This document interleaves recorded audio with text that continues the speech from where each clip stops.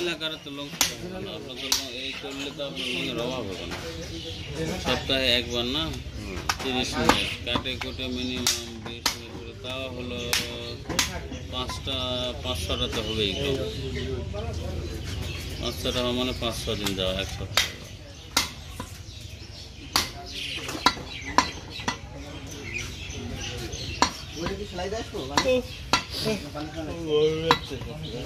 করবো নাস্তা করবো।